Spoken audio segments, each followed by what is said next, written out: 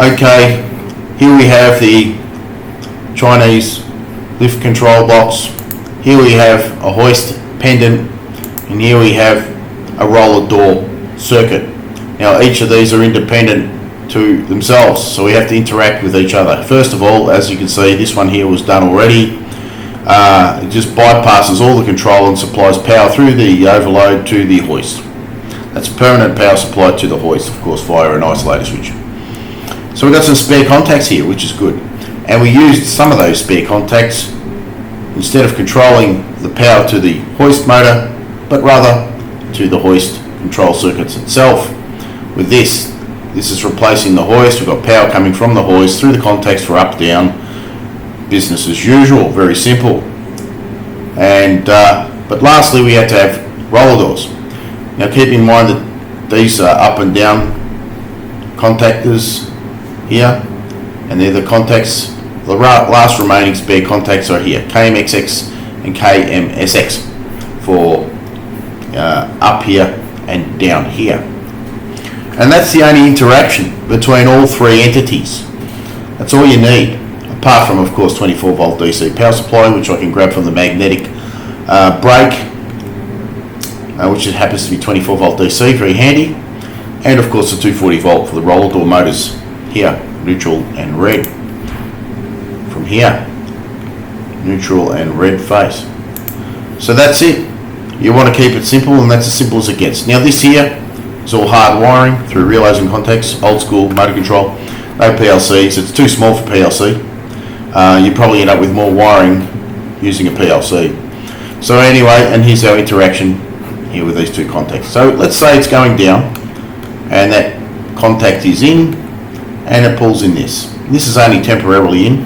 It pulls in that here, this contact, and that closes here, and it's got a hold in contact, so it stays in even when that goes off. And we want that because when this opens, we want this relay here to close here, which it does.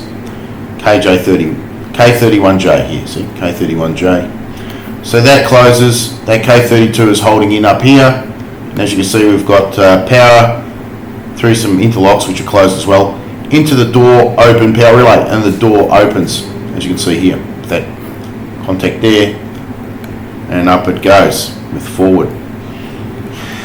So the door hits the top and it hits this magnetic switch. As you can see, that's one of the interlocks here. Okay, not only is it turning off the door open power relay, but it's also opening this relay here. So now that turns off everything here, and there's no automatic door open functioning once it hits the top, except we have door open later, but it's already at the top at the moment, so that's open, so that button's not going to work. So let's have a look at door down. Door close comes in here. It has only one interlock, of course that would be the door open. We want that to be off before we go down, because then we'll burn out the motor by putting forward reverser on at the same time. We don't want that. And likewise, this relay here has an interlock over here to do the same for door open. So there's our interlocks. Electrical interlocks, pretty basic stuff. So that's all you need. That's all you need. So the door is going closed. This is one where you have to hold your finger on the button, because we don't want to get too fancy. We're just trying to get out of trouble here.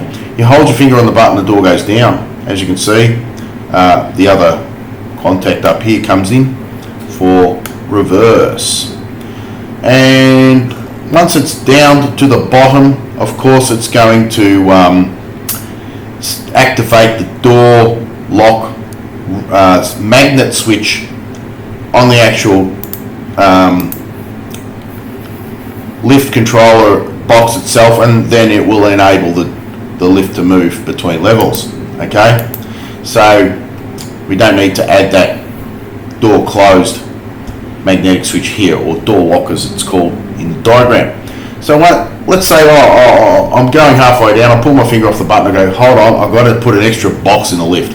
So now this is closed, this is closed, this is closed, because there's no power here in the automatic section. So all you do is press this button and the door will go back up, and there's no hold in here. Again, hold your finger on the button to go up and release it, put the box in and press the door, go down again. and Bob's your uncle. And now, once the door is fully closed, once again, the door lock magnetic switch on the actual lift box itself is enabled, and it can go between levels. Now, we've got a cut and paste here on the right hand side, which is exactly the same as lift down travel, but of course we've called it lift up travel here, and the only difference is this is KMSX and that's KMXX. So as you can see from here, we've got KMXX for down and KMSX for up, and I think it hasn't been tested, but the logic seems pretty good, and I can't think of anything that could possibly go wrong. I wish you luck with that. See ya.